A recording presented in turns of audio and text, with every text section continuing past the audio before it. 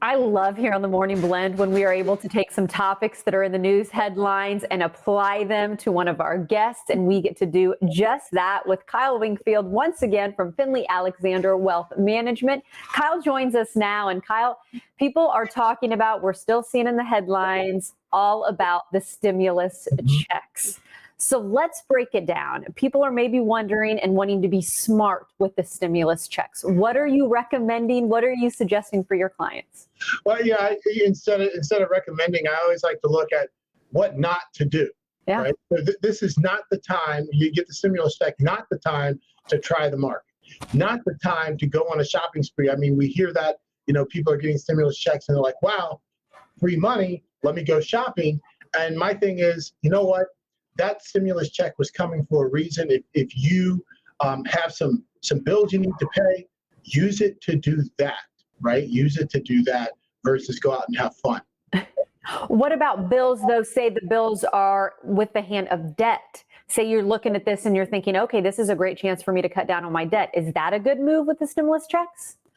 Two ways to look at this, Natalie. One way is if you've been fortunate enough to stay employed and have a steady paycheck, then you know what? You got the stimulus check. I can't see anything wrong with weighing out the option of, okay, I've got a little bit of debt over here. Let's see if we can take some of the stimulus check and pay down some of that debt. On the other hand, if you haven't been able to have steady employment and a steady paycheck, it's a time to use that stimulus check to take care of those base necessities. Right. So if you've got rent to pay, if you've got electricity, utilities to pay, food to buy, that's how you should use that check versus going out and doing a shopping spree or splurging or something like that. You know, Kyle, we say it often. We're very fortunate here on our show that we were able to continue our show at home when so many people have not been as lucky. Say we get that stimulus check and we want to kind of pay it forward. Any tips on maybe how to do that if we've been fortunate during this time?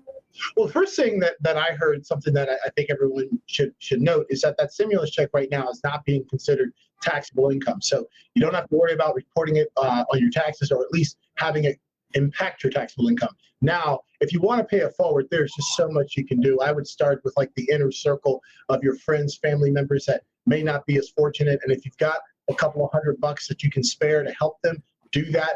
There's an opportunity also to donate to local food banks, using that money to secure some food and give to those local food banks, and to help those that have less and need something right now. I think it's great to pay it forward. I love that idea. Kyle, I'm curious. I want to kind of go back when you were saying don't necessarily try out the market, especially for the first time with the stimulus check.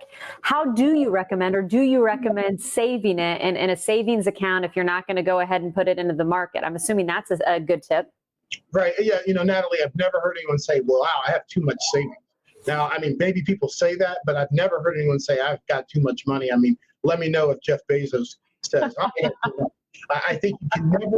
You can't go wrong when you take some money and you just set it aside and save it, because what 2020 taught us with COVID is that it's not just a rainy day. It could be a rainy couple of weeks. It could be a rainy month, and in many cases, a rainy year. So the more, if you can start building up, use this as a way to continue to build up your cash reserves, your emergency fund, because again, before COVID, they were talking about 6 months of living expenses set aside. Now, post-COVID, or now, not post-COVID, but post, now here we are.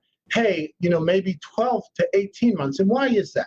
Why 12 to 18 months? Because you might be fine, but you might want to be able to pour into the life of another.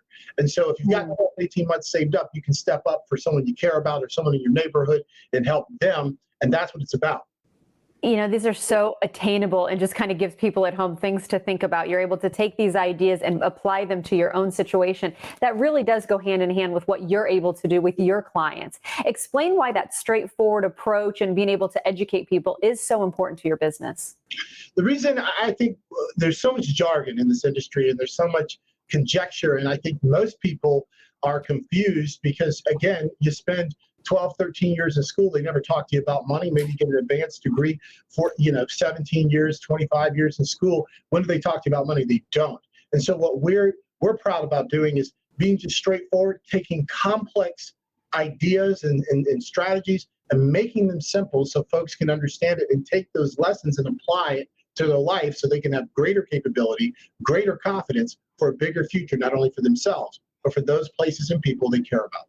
I like that. A bigger future for all that they care about. Well, if you want more information to see how Kyle can help you, there is a great time to call. It's now because he's giving away a 15-minute complimentary consultation. There's the website and his phone number. As always, Kyle, we're so thankful you're part of the team, and we're glad that you're on the show today.